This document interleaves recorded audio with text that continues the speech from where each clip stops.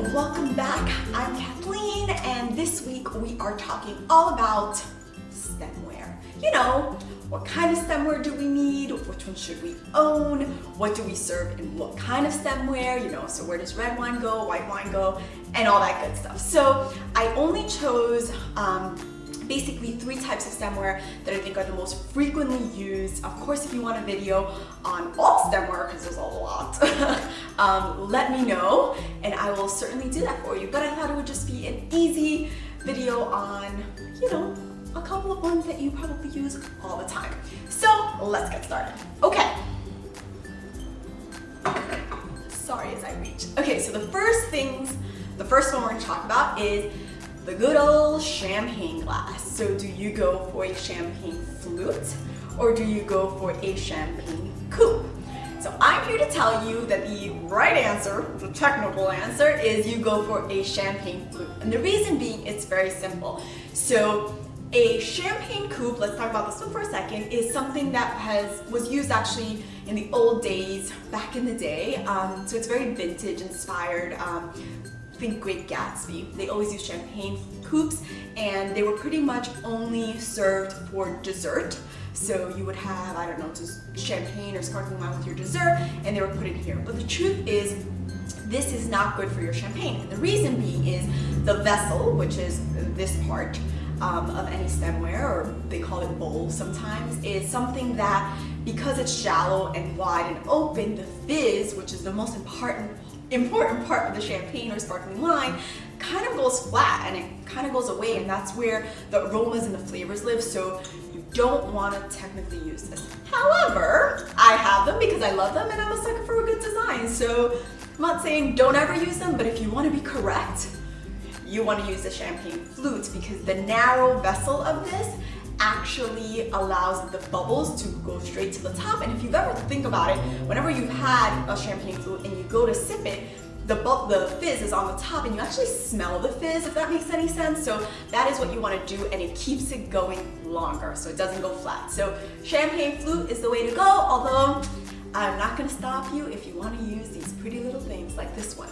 This one's Anthropology, in case you guys want to know, and this is Crate and Barrel. I know a lot of you asked me. I'll put everything down below just so that you have it, or I'll put a link to my blog, which will have all the links. Okay, so that's the first one.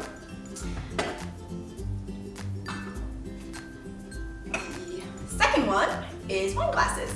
And this is 2 and 3 actually, but let's talk.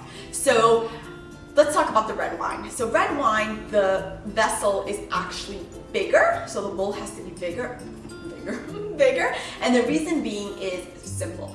Red wine actually has bolder flavors and bolder aromas, so you want to pour the wine and let it actually air out. That's why a lot of people use decanters. So a decanter is something that, although a lot of people think it's just fancy, it actually is not. It's actually something that you should totally use and totally buy if you're into wine, because what happens is as you pour the wine in, it meets oxygen, and so it allows it to air out. So you should let it sit in a decanter for about 20 minutes before pouring it, because as the more oxygen that gets into the wine, what they say, the wine connoisseurs, is the better it tastes and the better the flavors kind of develop. So white wine. Red wine definitely in a bigger vessel in comparison to white wine.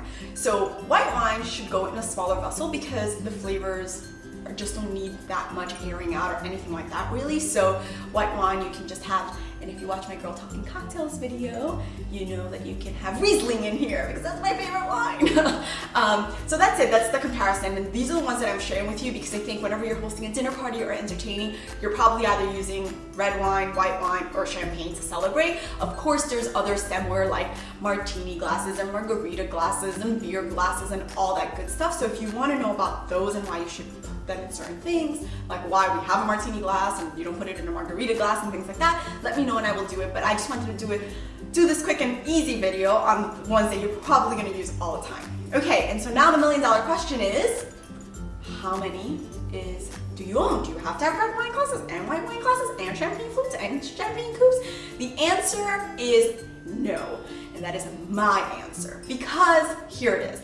So if you can afford, of course, to go and have all these wine glasses, go go ahead and do it. Why not? You'll be the expert. You'll be armed and ready to go, right? And you'll know why you're serving certain things, and you'll know what goes in what and all that good stuff. So that's great. But the truth is, if you don't have it, I'm here to break all the rules of entertaining.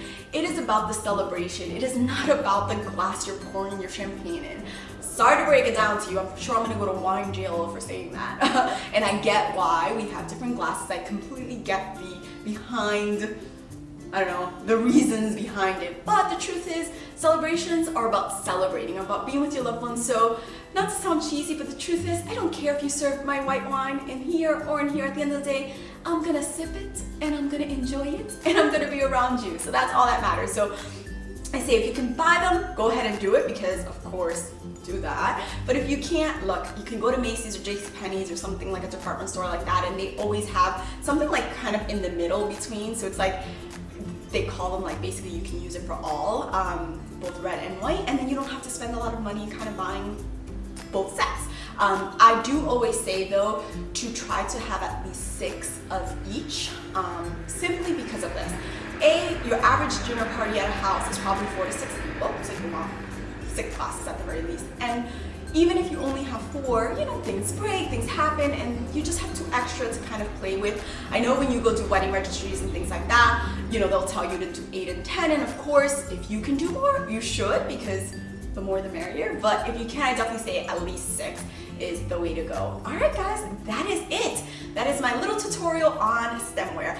Let me know what you think. If you like this video, of course, always give it a thumbs up. And if you want a video on all of these stemware and more like these, just let me know, because that is what I'm here for. Thank you so much for watching. Don't forget to subscribe. I love you to pieces, to pieces, to pieces, and I will see you next week. Bye! Bye!